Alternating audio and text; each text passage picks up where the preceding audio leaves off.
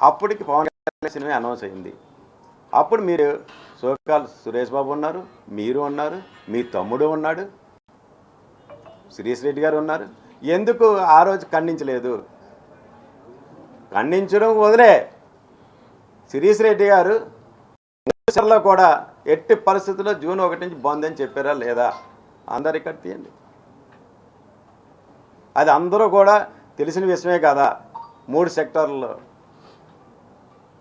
దీన్ని మీరు నా మీదకు తోలి ఏదో మీరు తప్పించుకున్నారంటే అది కరెక్ట్ కాదు. భగవంతుడు ఉన్నాడు, అంతకంతా ఉంచి నా దేవుడు శ్రీ పవన్ కళ్యాణ్, ఆయన అంతా గమనిస్తాడు. అంత అమాయకులు శిక్ష పడితే ఒప్పుకోడు, దుర్మార్గులు చండాలం ఏదో అంటారు కదా, మొత్తం తోలు తొక్క తీసి అంతు చూసేస్తాడు నేను, దుర్మార్గులు ఎవరైనా చేశారంటే.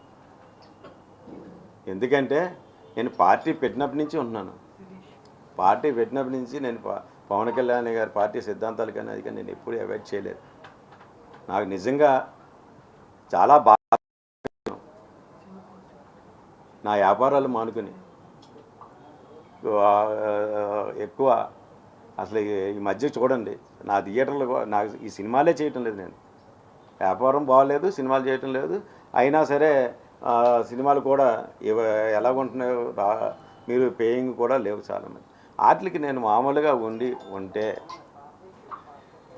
మీరు నేనేదో మా పవన్ కళ్యాణ్ గారి భక్తుడిగా నేను ఆయన చేసి కార్యక్రమాలు అన్నీ కూడా సిద్ధాంతాలు కానీ జనాల్లో తీసుకెళ్ళి అన్నీ నేను నా అంతటా నేను మా జన సైనికులు వీర మహిళలు వీళ్ళంతా సహాయ సహకారంతో నేను వెళుతుంటే నన్ను నా రాజకీయ భవిష్యత్తు మీద మీరు ఈ విధంగా మీ జనసేన నేత అని పేరు చెప్పి మీరు ఈ విధంగా నన్ను బ్లేమ్ చేయడం ఎంతవరకు సమంజసం?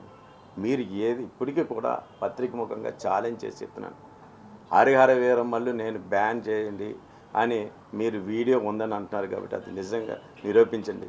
మీకు దమ్ము ధైర్యం ఉంటే, లేకపోతే నేను కోర్టుకి వెళ్తాను మిమ్మల్ని ఎట్టి పరిస్థితులు. ఎందుకంటే నా భవిష్యత్తుతో ఆడుకున్నారు మీరు. ఎప్పుడో మే 13న వాళ్ళతోటి పెట్టిన దానికి అప్పుడు అనౌన్స్ లేదు. అది కూడా మేము బంద్ అని మాత్రం అనలేదు. వర్కౌట్ కాకపోతే మూసేస్తామని చెప్పాము, కానీ అసలు బంద్ అని మాత్రం కాలేదు. కాలితే చూడండి జిల్లాలో ఇప్పుడు ఎన్ని థియేటర్లు ఉన్నాయి, ఎన్ని థియేటర్లు క్లోజ్ చేసి ఉన్నాయి ఒకసారి చూడండి. మన అందరూ ఆఫీసర్లు కూడా వెళ్ళారు, అన్ని థియేటర్లు చేశారు, ఎన్ని థియేటర్లు మూస్తున్నాయో వాళ్ళు చూశారు. ఇది ఎగ్జిబిటర్ల పరిస్థితి. దానికోసం అన్నాం, కానీ మీరు అసలు పవన్ కళ్యాణ్ గారి సినిమాని ఆపే దమ్ము ధైర్యం ఎవరికి ఉంటుందండి? సోల్జర్స్ జన సైనికులు అంటే ఎవడు అడ్డొచ్చినా సరే ఒప్పుకోరు. అటువంటిది మీరు ఈ విధంగా చేయడం ఎంతవరకు కరెక్ట్? మీరు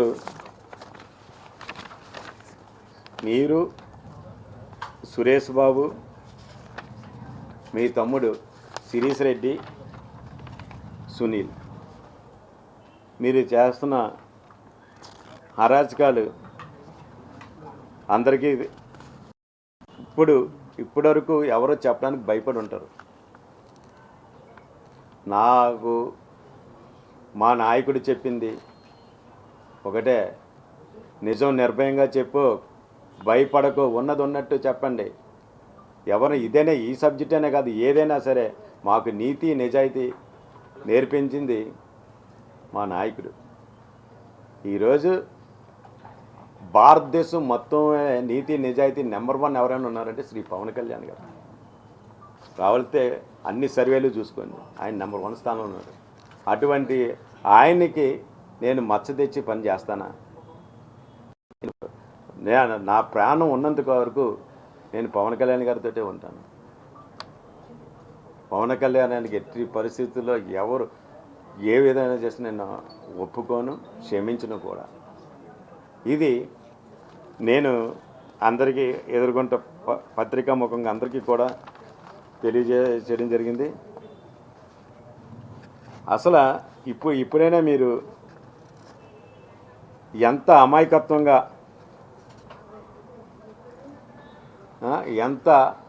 అమాయకత్వంగా ఏ విధంగా ప్రెస్ మీట్ పెట్టారు, చాలామంది ట్విట్టర్లో కూడా చూస్తున్నాం హాయ్ కమల్ హాసన్ అని పెట్టడం కూడా చాలా చూసాం మనం.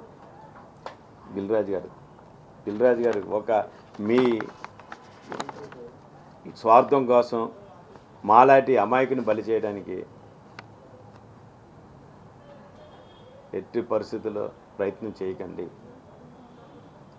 మేము నా సినిమా వ్యాపారంలోనే నాకు పవన్ కళ్యాణ్ గారి పరిచయం.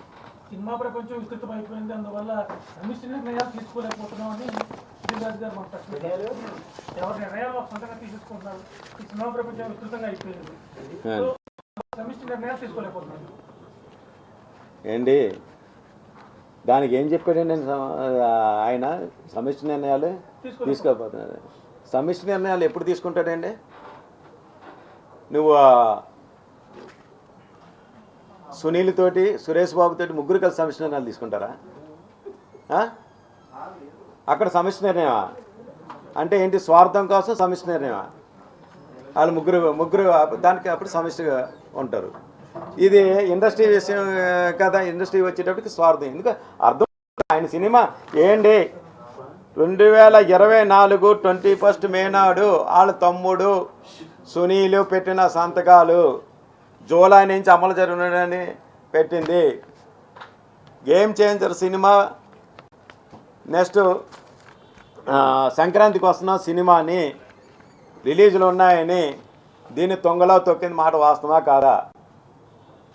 అప్పుడు ఆలోచన ఎందుకు ఆచరణ పెట్టలేదు? ఇప్పుడు మా వంకన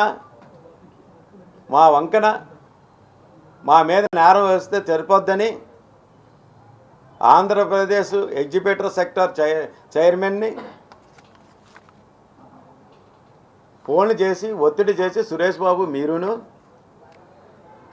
ఛాంబర్లో పెట్టండి, ఛాంబర్కి లెటర్ పెట్టండి అని ఆయన ఇదే విషయం నేను చెప్పింది కాదు. నేనైనా వాళ్ళు ప్రత్యేకంగా చెప్పడం కాదు. అందరు సెక్టార్లో కూడా 3 సెక్టార్లో కూడా సురేష్ బాబు దిల్ రాజు గారు ఫోన్ చేశారు అని చెప్పడం జరిగింది. దానికి మీ తమ్ముడు తొడగొట్టే ఆయన కదా బంద్ అని పెట్టింది. మేము బంద్ అన్న పదం ఎక్కడా లేదా? వర్కౌట్ కావటం లేదు. పర్సంటేజ్ విధానం వేస్తాం, లేకపోతే మూసివేస్తాం. మూసివేయడం అంటే ఎలాగా? ఇప్పుడు చూడండి, అన్ని థియేటర్లు కూడా మూసి ఉన్నాయి. ఈ సినిమాలు లేవు అన్న ఉద్దేశం. అందులోనూ ఈ విషయంలో నన్ను టార్గెట్ చేసే దుస్సాహనానికి నిజంగా మీరు చేశారు.